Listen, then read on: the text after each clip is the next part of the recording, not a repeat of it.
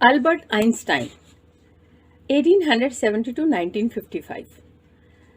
जब वो 5 साल के थे तो उनके फादर ने उनको कंपास ला के दिया था और वो जो कंपास का जो सर्कल है या उससे बहुत फैसिनेट हुए थे Albert Einstein. Marie Curie 1807 to 1934। उनके घर में उनके पिताजी की एक ग्लास की शेल्फ हुआ करती थी, जैसे कांच की अलमारी होती है जिसमें हम सामान रखते हैं, और उस अलमारी में फिज़िक्स और केमिस्ट्री के इंस्ट्रूमेंट रखे होते थे। और मैरी जब छोटी थी तो अक्सर उस अलमारी के पास जाती, उसको देखती, उसके सामान छूती, उनको समझने की कोशिश करती। Bergman Ingmar Bergman 1918 to 2007। आप और हम सब जानते हैं मूवी की दुनिया में उनका कितना बड़ा नाम है।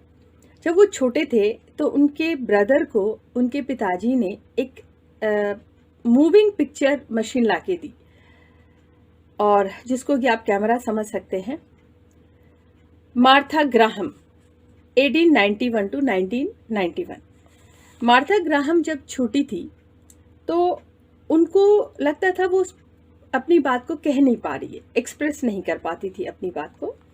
और फिर उन्होंने एक दिन किसी डांसर का डांस देखा और फिर उन्हें लगा कि जो बात वो शब्दों से नहीं कह पा रही है वो शायद वो डांस से कह पाए, और उन्होंने डांस करना शुरू किया।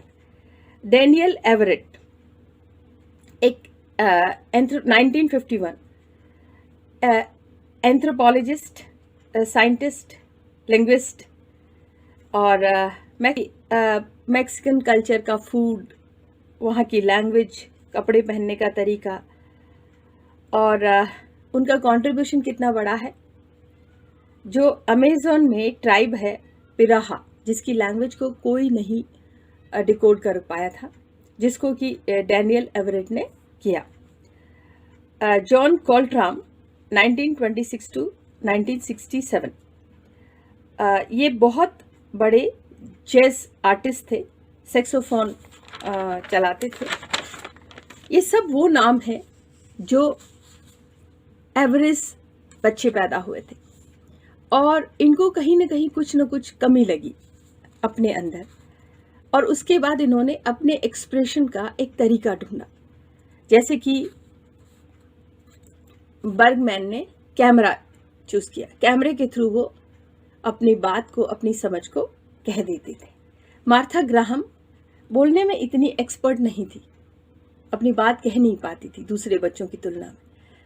तो और आप और हम सब जानते हैं कि उनका से और डांस में जो उनका कंट्रीब्यूशन है वो कितना बड़ा है। मैरी क्यूरी, आज आप और हम ट्रैवल करते हैं, और जितना भी जो आप ट्रैफिक में देखते हैं, सड़क पे जो रेडियम होता है जो रात में चमकता है, वो कितना बड़ा कंट्रीब्यूशन रहा है उनका।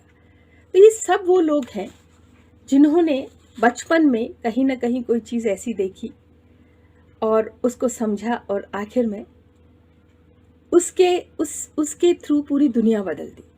इसलिए आप भी आपको भी कई बार लगता होगा कि किसी पार्टी में आप अनकंफर्टेबल हैं, या किन्हीं लोगों के बीच आपको कुछ समझ नहीं आ रहा, या आप वो नहीं कर पा रहे हैं जो एवरेज, ऑन एन एवरेज सब बच्चे कर लेते हैं। तो अपना जो एक इनर कॉलिंग होता है, आपके अंदर कोई एक आवाज़ है, या तो उस आवाज़ को एक्सप्रेशन नहीं मिल रहा है, या फिर आप समझ नहीं पा रहे। अपनी इनर कॉलिंग्स को, अपने पैशन को समझने की कोशिश करिए और उस पर काम करिए। हो सकता है कुछ टाइम आपको अपने में ही समझ नहीं आए, लेकिन जिस दिन आप अपना इनर कॉलिंग, अपना अंदरूनी मन समझ लेंगे, मन की बात, उस दिन आप उस पे काम शुरू करेंगे और वहीं से कामयाबी का सफ़र शुरू होता है।